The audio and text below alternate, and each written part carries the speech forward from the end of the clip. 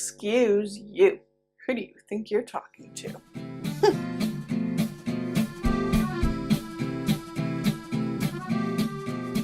Let's get one thing clear. I'm a huge fan of standing your ground and sticking up for what's important to you in business. What I'm not a fan of is rigidity or self-righteous indignation when someone pushes those boundaries with you. This comes up a lot for us when we get asked for a discount. What nerve? Who do they think they are asking me to discount my amazing service, my top-of-the-line product, or my award-winning work? Don't they know who I am? Don't they know the value of my work? Get out of here. Now, the problem with responding like that is that you could actually be passing up on an otherwise amazing client opportunity if you had just put a little bit of effort into negotiating the terms. The other downside to responding all rude and snarky is that people talk, and word will get around, and fewer potential clients could come knocking at your door. So instead of letting that happen, here are 3 ways you can respond when you're asked for a discount.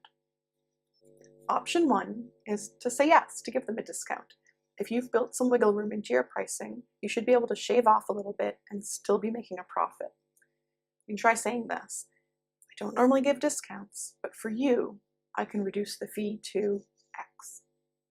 I'll make sure they know this is special. This is something you're doing just for them. It'll increase the value of the discount you've just offered. Option number 2 is to scale the price and your deliverables. So maybe you can't hit their budget and still deliver all the bells and whistles, but you can hit a lower price point and get them 1 bell and 1 whistle. Having an offer in your back pocket that you can make to hit a lower price point allows you to capture that business, show your value, and potentially get return clients later on. Option number 3 is to say no. They were within their rights to ask, and you're within your rights to say no, as long as you do it politely and professionally. You could try saying this: I appreciate that your budget is constrained, but at this time, I can't change my prices. Now, there's a whole heap of ways that you can then start negotiating with someone when they've identified that budget is an issue.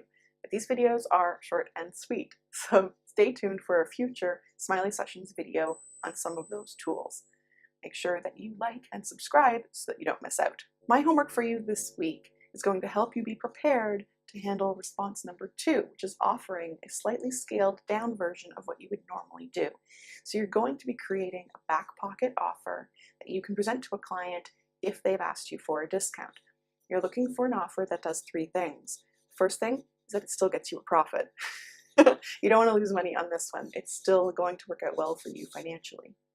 The second thing it's going to do is still deliver great results. There's no point selling a client on a lower priced version of something if they're not going to get what they need out of it. So it's going to get you a profit, it's going to deliver results, and the third thing it's going to do is open the door for that client to come back and work with you with a larger engagement later on.